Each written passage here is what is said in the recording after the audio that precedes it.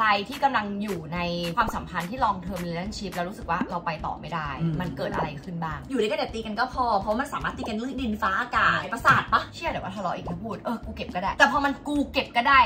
เรื่อยๆอ่ะมันเป็นกูเก็บไม่ได้แล้วอ้าวแสดงว่าสิ่งที่เขาต้องการอยากได้อ่ะจริงๆแล้วไม่ใช่เลยนี่ว่ามันมีอยู่อารมณ์หนึ่งที่เขาพยายามจะกอดเราแล้วเราไม่สามารถฝืนได้อุ้ยจะร้องไห้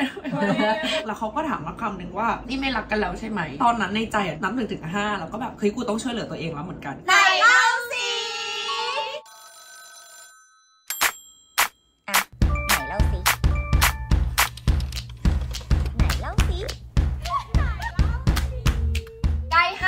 ซับแล้วนะคะเดี๋ยวเราจะมีแฟนมิตรเพราะฉะนั้นก่อนดู EP นี้อย่าลืมกด Subscribe ด้วยนะพวกเรามีแพลนแล้วนะคะว่าจะมีแฟนมีตประมาณเดือน11ต้องให้500,000 ซับรีบชวนเพื่อนมากดซับเร็วๆเฮ้ยแล้วเรามาเจอกันอยากเจอทุกคนจริงๆค่ะวันนี้เราจะมาคุยกันเรื่องอุทาหรณ์ของความสัมพันธ์ระยะยาวนะคะอย่างปลาเนี่ยถ้าเกิดใครไม่รู้นะคะก็คือจริงๆเคยแต่งงานแล้วเมื่อประมาณอายุ26ป่ะใช่แล้วก็มีความสัมพันธ์มากี่ปีนะเกือบ10 ปีเกือบ10เองเหรอหนูว่า13นี่รวมตั้งแต่แบบเริ่มแรกเอารวมอย่างนั้นเลยก็คือว่าพวกเราอ่ะไปเจอประเด็นเหมือนฟิลแบบคนที่แต่งงานเมื่อ20กว่าแล้วพออายุประมาณเนี้ยเลิกกันเยอะมากๆวันนี้เราก็เลยอยากมาคุยกันถึงประเด็นนี้เนาะต้องบอกว่าพวกเราอยู่ในความสัมพันธ์ระยะยาวมากันแทบทุกคนเลยด้วยซ้ำนะคะอย่างของกูเคยมีระยะยาวที่เลิกไปแล้วอย่างของมึงจะเป็นระยะยาวที่ดีมากๆอยู่นึกออกปะอย่างของยิปก็เป็นระยะยาวที่ตอนนี้ก็ดีมากๆเหมือนกันก็เลยอยากมาแชร์เรื่องของพวกเราละกันว่าเผื่อใครที่กำลังอยู่ในความสัมพันธ์ที่ long term relationship แล้วรู้สึกว่าเราไปต่อไม่ได้มันเกิดอะไรขึ้นบ้างความสัมพันธ์ระยะยาวของพวกมึงคือกี่ปีกันวะกูรู้สึกว่าเริ่มประมาณ 3-4 ปีเนี่ยถือว่ายาวแล้วสำหรับมึงอ่ะเหมือนกันประมาณนั้น3 ปีสำหรับกู3 ปีขึ้นเนาะเชื่อบอกว่ามันมีบางคนจริงๆนะเว้ยที่ความสัมพันธ์ของเขาปีนึงเนี่ยเขาถือว่ายาวมากแล้วเพราะบางคนอ่ะ3 เดือนเลิก6 เดือนเลิกถ้าคบได้เกินปีถือว่าดีมากยาวใช่ไหมเป็นแบบนั้นกูเคยเป็นคนนั้นเคยเป็นคนนั้นหรอเกิน3 ปีของมึงเนี่ยกี่คน2 คนก็คือคนก่อนก็คนนี้เฮ้ย2 คนได้หรอในชีวิตกูคือ3 อัพหมดเลยอยากรู้สาเหตุไอ้พวก3 อัพที่เลิกกันไปสาเหตุอะไรวะกูไม่เป็นตัวเองเอาจริงกูถือว่าเป็นคนที่แบบตอนเรียนมหาลัยเนี่ยกูค่อนข้างเป็นคนที่มีคนจีบเยอะกูจะถูกห้ามไม่ให้ไปกินเหล้าไม่ให้ไปเจอเพื่อนมันกลายเป็นกูไม่ใช่ตัวเองของกูคล้ายๆปลายฟิลแบบเลิกกันแบบเด็กๆอ่ะเป็นแบบเข้ากันไม่ได้หึงเกินเป็นฟิลแค่แบบอยู่ด้วยกันแต่ตีกันก็พอเพราะมันสามารถตีกันเรื่องดินฟ้าอากาศ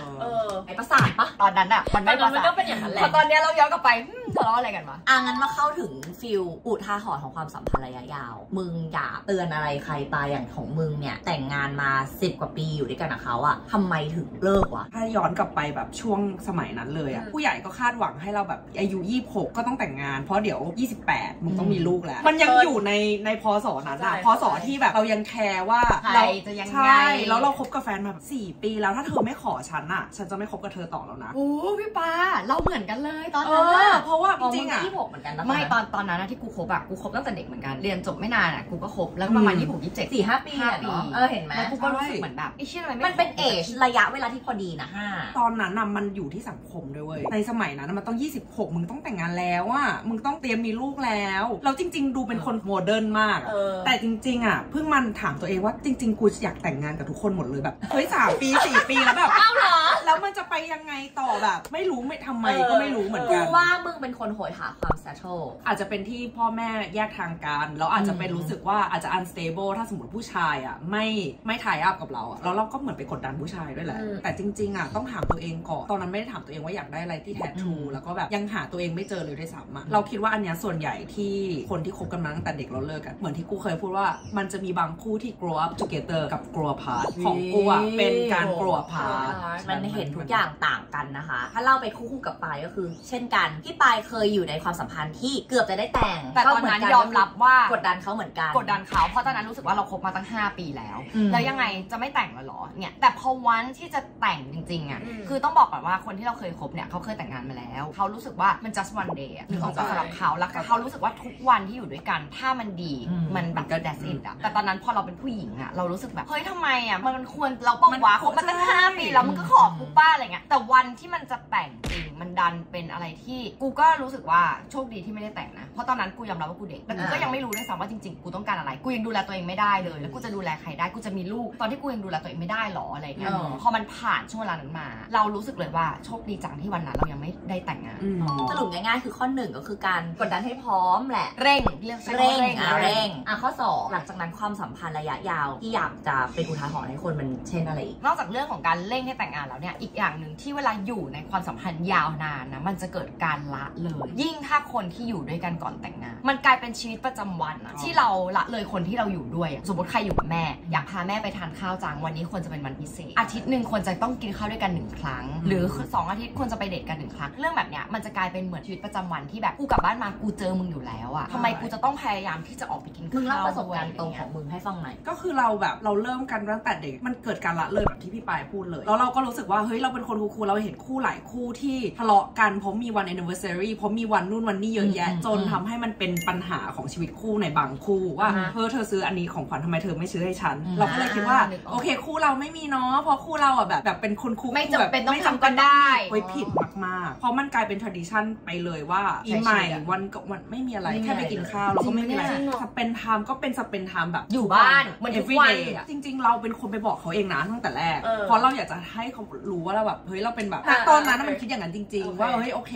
เอาจริงพอแต่งงานใช่ป่ะ anniversary ครั้งที่3มาต่างคนต่างไม่อยู่เราก็มารู้จาก Facebook อะที่เตือนกันละกันเหมือนเขาก็ไปทำกิจกรรมของเขาเราก็ไปทำกิจกรรมของเรา Facebook มาเตือนแล้วเราก็แบบเฮ้ยวันนี้เป็น anniversary 3 ปีแต่งงานซึ่งไม่รู้มันก็มีแบบทรายมานิดๆแล้วว่าแบบเฮ้ยมันอะไรวะเนี่ยมันไม่น่าจะใช่อันนี้แหละมันคือการละเลยกันของจริงมันจะมีจุดหลอกตัวเองคือปลาก็จะบอกตลอดว่าเอ้ยไม่เว้ยคู่กูแบบมันไม่ต้องเป็นแบบนั้นแล้วเอาจริงๆดีด้วยซ้ำเพราะกูได้ทำอะไรในแบบของกูเองได้รับสิ่งนั้นเลยจ้ามึงได้อยู่กับตัวเองไปเลยจ้าเพราะว่าสุดท้ายแล้วอะพอเขาก็ไปเจอในสิ่งที่เขาชอบในความสุขของเขาแล้วกูก็ไปเจอในความสุขที่กูชอบอะกลายเป็นห่างกันมากอีกเพราะว่าแอคทิวิตี้มันไม่ได้ไปทางเดียวกันด้วยปลาไปเรียนแต่งหน้านะคะไปทีแบบ2 เดือนคือหายไปเลยไม่กลับทุกครั้งที่กลับมาลงเครื่องก็เป็นแข็งแรงอีกเป็นผู้หญิงยุคใหม่ไม่ต้องมารับแก๊ปได้พอเขารู้ว่าเราสามารถแข็งแรงแบบนั้นอะไม่มีการไปรับไปส่งนะแล้วเรื่องเล็กๆแบบนี้แหละมึงคือมันเป็นการบั่นทอนนะมันบั่นทอนจิตใจนะเพราะฉะนั้นอะ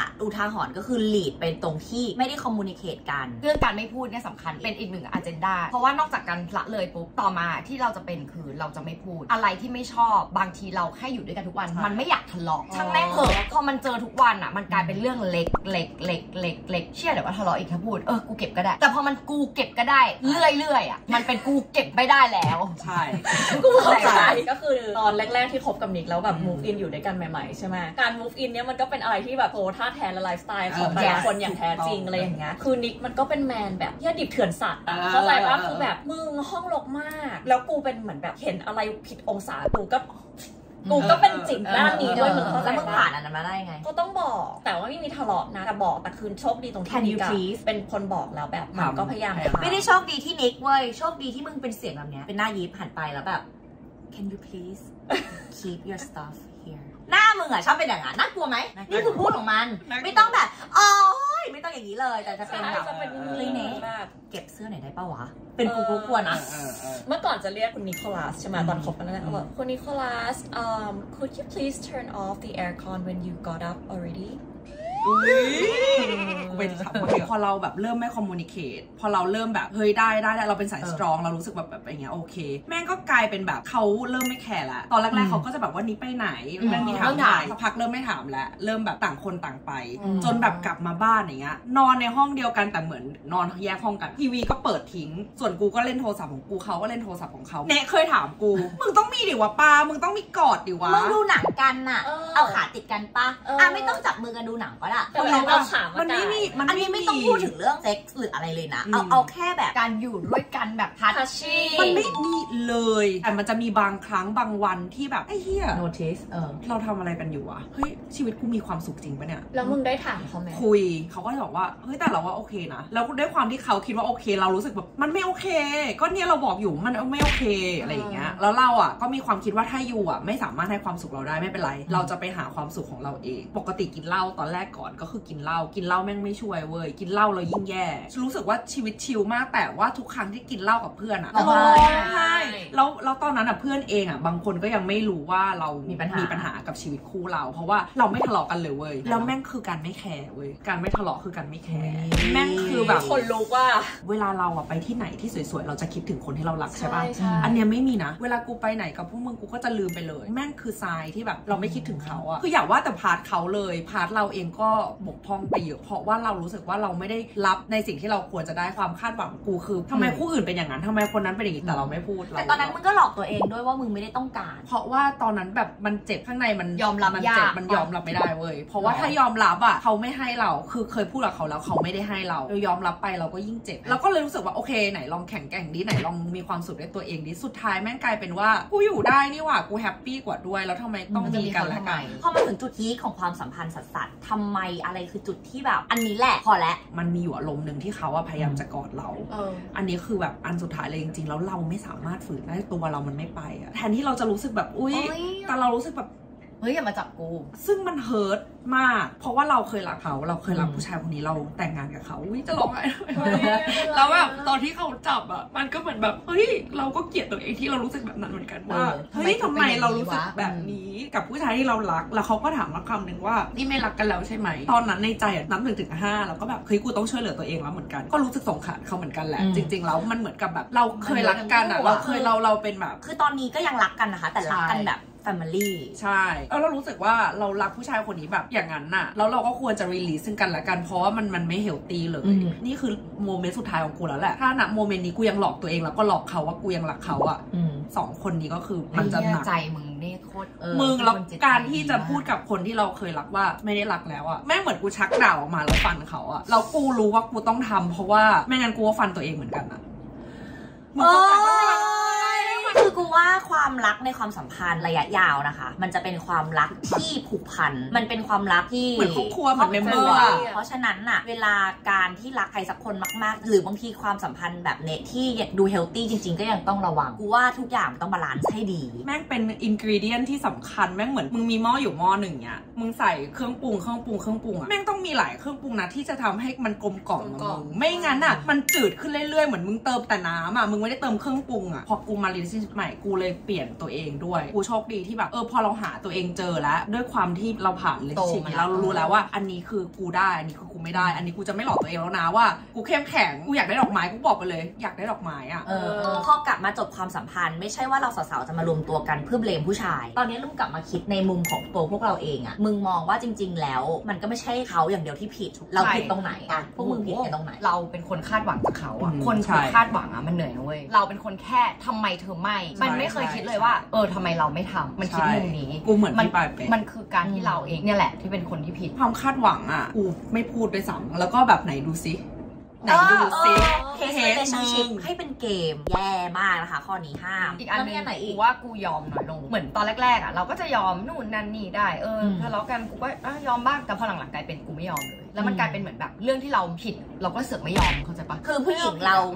ก็ปรุงแต่งต่อนะคะกูอุตส่าห์ดีกับมึงเท่านี้แล้วต่อไปนี้ฉันจะไม่เราต้องมีสติเหมือนกันนะคะในความสัมพันธ์รู้สึกว่าถ้าสมมติว่าอยากจะมีความสัมพันธ์ใหม่ที่ดีอ่ะเราต้องมานั่งวิเคราะห์ตัวเองว่าจริงๆแล้วอ่ะตัวเองเป็นคนอะไรยังไงต้องการอะไรกันแน่ต้องการผู้ชายแบบไหนเพราะว่าสุดท้ายอ่ะถ้าเราไม่รู้จักตัวเองเราคบไปอีกใครก็ดามอ่ะเราก็หลอกตัวเองอยู่ดีว่าอย่างนั้นอย่างนี้หรือบางทีเราไปปรับตัวเองจนแบบใครก็ไม่รู้เพื่อไปเจอผู้ชายแบบที่เราคิดว่าเขาน่าจะชอบคนแบบนั้นแล้วเราก็กลายเป็นใครก็ไม่รู้นี่ครั้งนี้กูเป็นตัวของตัวเองแบบ100%แล้วมันก็เห็นใช่อันนี้คือเทคนิคของกูที่รักใหม่แล้วกูจะไม่ทำอะไรที่กูได้เรียนรู้มาจากลองในชีวิตนั้นแล้วจริงที่มาพูดทั้งหมดทั้งมวลนี้คือ respect ทุกคนนะคะแล้วก็ไม่ได้จะมาเบลมใครเลยกูอยากรู้ว่าในความสัมพันธ์ของพวกมึงที่ผ่านมาอะไรที่มึงมองว่าไอ้เหี้ยอันนี้คือขาลงแล้วของความสัมพันธ์ของมึงคือปกติกูจะเป็นคนแบบรอเหมือนสมมติถ้าวันนี้เรารู้ว่าเขาจะกินข้าวไม่มีคนกินข้าวด้วยกูจะเป็นฝ่ายที่จะรอเพื่อให้เขากลับมาแล้วเจอกูถ้ามึงเลิกรอแปลว่าเริ่มขาลงกูเริ่มรู้ตัวเองเลยว่า once ที่กู say yes กับการไปกินข้าวกับเพื่อนดินเนอร์แบบไปจริงๆอันนั้นเมื่อก่อนนะนั่นคือกูขาลงแล้วมึงอะดาวฮิลของมึงคืออะไรมึงเคยเป็นคนบอกเริ่มว่าเนี่ยความสัมพันธ์เพราะอะไรกูน่าจะเป็นแนวรู้จักตัวเองและรู้ความต้องการของตัวเองชัดเคสแรกเลยที่กูเคยโดนแล้วกูรู้สึกว่ามันชัดอะคือเมื่อเขาพยายามเป ปลี่ยนให้เรา1 2 3 4ที่เรารู้สึกว่าแบบหุ้ยแต่จริงๆแล้วมันคือตรงข้ามกับตัวตนที่แท้จริงของเราแน่นอนตอนมันหลักอะเราก็จะพยายามเปลี่ยนให้แหละแต่มันจะมาถึงจุดหนึ่งที่ใจเราจะรู้ว่าแบบอึดอัดอะมันเหมือนโดนขังกรงอะแล้วสุดท้ายอะมันจะเหมือนละเหี่ยใจไปเองว่าอ้าวแสดงว่าสิ่งที่เขาต้องการอยากได้อะจริงๆแล้วไม่ใช่เราเลย ดีกว่า คือว่านี่แหละคือเหตุผลทำไม20 กว่าจนมาถึงประมาณ35มีการเลิกกันเพราะมันคือการ grow apart ของจริงเพราะว่าช่วงอายุอะที่เขาบอกว่าช่วงมหาลัยหรือช่วงเรียนที่ผู้ใหญ่ชอบบอกว่าเดี๋ยวมึงก็เลิกกันถามว่ามันมีคู่ที่มัน make it ไหมมันมีแต่ส่วนใหญ่ก็คือเลิกเพราะว่าแน่นอนมหาลัยเปลี่ยนไปใครเข้าสังคมไหนก่อนเนาะก็เป็นเลิกแต่ว่าพอโตอย่างเงี้ยช่วง25ถึง35นี่ช่วงกระเสือกกระสนนะมึงคือช่วงหาตัวเองเพราะว่าจะต้อง stable ในชีวิต